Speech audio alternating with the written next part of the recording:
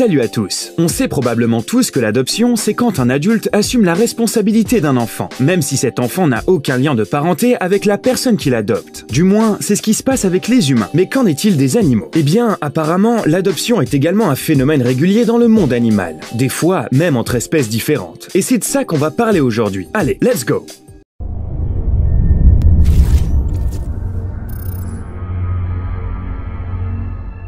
Tigre et cochon sont juste une option parfaite. Je ne sais pas s'il y a une personne ici qui pourrait dire que les mettre ensemble c'est une bonne idée. Mais bon, visiblement on peut encore être surpris aujourd'hui. Un zoo en Thaïlande a décidé de mener une expérience intéressante pour apprivoiser leurs tigres. Les petits tigres ont été confiés à une maman cochon, et les petits porcelets à leur tour ont été donnés à la tigresse. Et les mères n'ont pas du tout repoussé, ou pire les petits, bien au contraire. Elles les ont traités comme si c'était leurs propres enfants. Vivre avec des espèces aussi différentes devait rendre les tigres plus obéissants. Du moins, selon les employés du zoo, et aussi leur apprendre que les porcs étaient leurs amis, et non de la nourriture. Franchement, je suis pas sûr du résultat là. Mais bon, l'instinct maternel, un vrai mystère.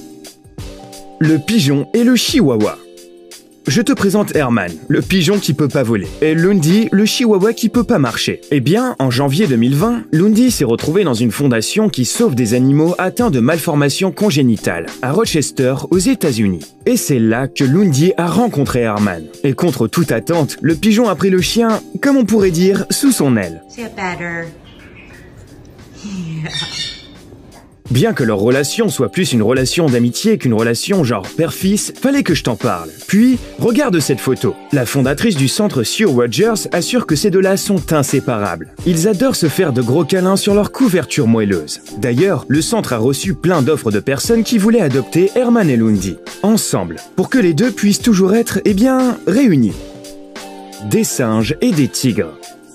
Comme ça, dans la nature, les singes et les tigres sont vraiment des ennemis jurés. Mais dans une réserve faunique de Caroline du Sud, un orang-outan et 3 tigres sont devenus les meilleurs amis. Un beau jour, l'orang-outan mâle regardait les gardiens s'occuper des tigres. Et il a voulu faire pareil. Le résultat? Un lien inséparable entre lui et les petits. On dirait vraiment que l'orang-outan pense qu'il est leur père, ou leur mère. Ou alors, il se prend pour un gardien de zoo aussi. Et c'est pas la première fois qu'une histoire pareille arrive entre un singe et un tigre. Un chimpanzé nommé Dodo, qui vit dans un zoo thaïlandais, a aussi son petit tigre à lui, qu'il nourrit et qu'il soigne. Et il a l'air aussi heureux qu'une mère avec son beau bébé.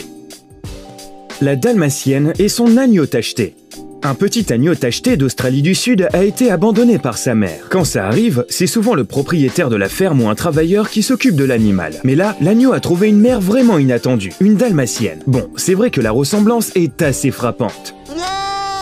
C'est peut-être pour ça que la dalmatienne a cru que ce chiot un peu bizarre était le sien. Et l'agneau, il était bien comme ça. Maintenant, il suit partout sa mère adoptive, qui le soigne, le lave et le protège. Mais le propriétaire a quand même dû nourrir l'agneau au biberon. Franchement, je ne serais pas surpris si à un moment donné l'agneau se mettait à aboyer, jouer avec des bâtons, ou à garder la maison comme un bon chien de garde. Quoi qu'il en soit, il aura clairement eu une bonne éducation. Le chien et le lion. En 2014, un lionceau est né dans un zoo au Sri Lanka. Mais malheureusement, la mère a rejeté le bébé. Et oui, même chez les animaux, ça peut arriver. Malheureusement, c'est un peu dur de faire changer d'avis un animal. Donc, les travailleurs du zoo étaient inquiets pour le petit lionceau. Oui, c'est vrai, on peut le nourrir. Mais bon, c'est quand même compliqué de vivre sans l'amour et les soins parentaux. Puis, les humains sont quand même des créatures très différentes. Mais c'est là qu'un chien est venu à la rescousse. Elle venait tout juste d'avoir ses petits chiots. Et en même pas quelques heures, elle a adopté le petit lionceau, comme si c'était son propre chiot. Elle a commencé à le nourrir, à le laver, à prendre soin de lui. On dirait limite qu'elle lui donne plus d'amour qu'à ses chiots. Le lion a commencé à jouer avec les autres chiots et a grandi dans une famille heureuse. Bon, c'est vrai qu'une fois que le lionceau est devenu adulte, il a fallu adapter son environnement. Il ne pouvait pas trop rester dans la maison du propriétaire du chien. C'est donc là que notre petit prédateur a d'abord été transféré dans un zoo, puis dans une réserve faunique. Aujourd'hui, c'est devenu un magnifique lion adulte avec une crinière magnifique et ne ressemble plus à cette petite boule de poils toute mignonne. Je me demande s'il reconnaîtrait celle qu'il a nourrie et élevée. Est-ce que notre lion reconnaîtrait sa mère adoptive après quelques années? La poule et d'autres animaux. Quand les poules pondent leurs œufs, leur instinct les pousse à s'asseoir dessus pour garder leur future progéniture bien au chaud. Quand les petits poussins sortent, ils sont encore minuscules et fragiles. À ce moment-là, la mère les prend sous ses ailes jusqu'à ce qu'ils soient assez grands pour rester au chaud par eux-mêmes. Mais les poules ont visiblement de l'amour et de la chaleur à revendre, même pour les chatons. Une poule du nom de Coco a adopté des petits chatons et assure leur protection. Par exemple, elle a littéralement expulsé les autres poules de la maison pour protéger ses bébés. Les pauvres poules en vrai. Elles doivent vivre dehors maintenant. Mais où est la mère des petits chatons? On va pas me dire qu'ils étaient dans les œufs quand même. Eh bien, leur mère vit dans la même maison. Et Coco la protège aussi. Par habitude, je suppose. En fait, il y a longtemps, cette poule l'a élevée aussi. Et maintenant, c'est une grand-mère heureuse. Elle prend soin de sa petite fille et de ses petits-enfants. Mais Coco a aussi une fille, disons, biologique. Et cette jeune poule s'occupe également des chatons. Comme une vraie tante, du coup, je crois que là, j'ai la famille la plus bizarre que j'ai jamais vue. Mais Coco n'est pas la seule dans ce cas. Il y a une autre poule qui fait pareil, mais avec des petits lapins cette fois. Et là aussi, les petits lapins ont encore leurs parents. Et non, les poules n'ont pas volé les lapins à leurs parents, mais disons plutôt qu'ils partagent les responsabilités. L'un nourrit les bébés, l'autre les réchauffe avec son corps. Quelle organisation! Le travail à tour de rôle, pratique. Et oui, c'est aussi bizarre en vrai que ça en a l'air. Mais bon, pour eux, tout va bien apparemment. Donc, que demander de plus? Ashlyn le chien et ses ratons laveurs. Tu penses très certainement que les pitbulls sont des animaux méchants sans âme qui sont prêts à déchiqueter tout ce qui se passe sur leur chemin? Que c'est des monstres sanguinaires? Ça, c'est parce que t'as jamais vu Ashlyn. C'est la meilleure maman adoptive au monde. Quand il y a 3 petits ratons laveurs orphelins qui ont débarqué dans la maison des propriétaires d'Ashlyn, elle a immédiatement décidé que ce petit charmant trio, c'était ses propres chiots. Pourquoi? Parce que pourquoi pas? Les petits étaient complètement impuissants, pouvaient à peine marcher seuls, et avaient certainement très peur. On ne sait pas trop comment et pourquoi ils ont perdu leur mère. Mais la mère adoptive les a immédiatement pris sous sa protection. Maintenant, Ashlyn est toujours avec ses bébés ratons laveurs, et ils adorent se faufiler dans sa fourrure. Ça leur donne certainement un bon sentiment de sécurité, même si avec un gardien pareil, ils n'ont certainement rien à craindre. Bien qu'ils soient domestiqués et adorent aussi leurs humains adoptifs, ça reste des animaux sauvages. Ils grimpent aux arbres, fouinent partout et, très pratiques, trouvent leur propre nourriture. Et le moment venu, ils peuvent retourner dans la forêt.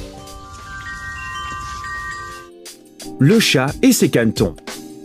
Même les chats les plus domestiqués sont des prédateurs dans l'âme. Ils se souviennent certainement encore d'une époque où leurs lointains ancêtres chassaient dans la nature. Et parfois, la mémoire génétique prend le dessus. Et là, ton poisson rouge, ton perroquet ou une souris qui passe peut très vite dire au revoir au monde. Mais pour ce chat, ses instincts maternels étaient plus forts que ses instincts de prédateur. Ronan et Emma Lally, d'un petit village irlandais, pouvaient à peine en croire leurs yeux lorsque leur chat a adopté 3 canetons orphelins. Elle les a tranquillement posés sur ses propres 3 chatons. Au début, Ronan a cru que le chat voulait manger le canard quand celle-ci a pris un caneton avec ses dents. Mais en fait, elle l'attrapait juste pour le poser avec ses chatons. Elle faisait juste les mêmes choses qu'elle avait l'habitude de faire pour ses bébés. T'inquiète, aucun canard n'a été maltraité pendant le processus de l'élevage. Et les petits canards, eux, se sont rapidement attachés à leur mère adoptive et se sont accrochés à elle quand les gens essayaient de les séparer. Les experts disent que même si c'est un cas plutôt inhabituel, ce n'est pas vraiment surprenant. Pourquoi? Eh bien, les animaux ne savent pas compter. Donc le chat ne sait pas si elle a 3, 4, 5 ou 6 chatons. Si c'est des bébés, eh bien, c'est des bébés. Elle n'en fait pas la différence. Imagine maintenant sa surprise quand ils auront grandi.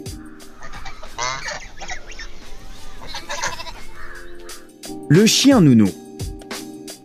Les Jack Russell Terriers sont des chiens énergiques, bruyants et intrépides. Et contre toute attente, d'excellents babysitters aussi par moment. Bon, ouais, pas pour les humains, mais pour les bêtes sauvages, si, apparemment. Voilà Natty. Elle est résidente permanente d'une réserve faunique en Namibie. Et une mère adoptive. Ou alors une très bonne nounou pour tous les bébés. Hyènes, guépards, babouins. Natty ne fait aucune différence entre les différentes espèces. Même pour elle-même. Pour elle, tous ces petits animaux ne sont que des bébés qui ont besoin de soins, de protection et d'affection. Le fondateur du refuge dit que Natty fournit aux bébés le genre d'amour maternel qu'aucun humain ne peut leur donner. Elle traite les autres animaux comme des égaux. Et même si les bébés adoptés de Natty finissent toujours 5 fois plus gros qu'elle, pour elle, ce seront toujours ses bébés. Le capybara et ses chiots. Beaucoup de gens considèrent les capybaras comme les créatures les plus amicales de la planète. Et elles méritent bien leur réputation. Les capybaras sont les plus gros rongeurs du monde. Ils sont végétariens, vivent en meute et ne sont pas du tout du genre à se battre. Au contraire, les capybaras sont très amicaux. Et ça avec toutes les créatures vivantes. Et Cheesecake en est un excellent exemple. Cette capybara s'est retrouvée dans un refuge pour animaux de l'Arkansas quand elle était toute jeune. Elle a d'abord vécu avec les chiens dans la maison du fondateur. Elle jouait avec les chiens, mangeait avec les chiens, dormait avec les chiens. Non, Cheesecake n'aboyait pas. Mais elle avait vraiment une affection particulière pour eux. En grandissant, elle a commencé à s'occuper de tous les chiots orphelins du refuge. Cheesecake s'occupe des chiots, mange et dort avec eux, et les punit même s'ils se comportent mal. Quoi qu'il en soit, c'est comme une vraie maman canine. Mais Cheesecake n'est pas seulement amie avec les chiots. En tant que véritable capybara, elle adore traîner avec tous les animaux du refuge. Et du coup, elle prend soin d'eux aussi.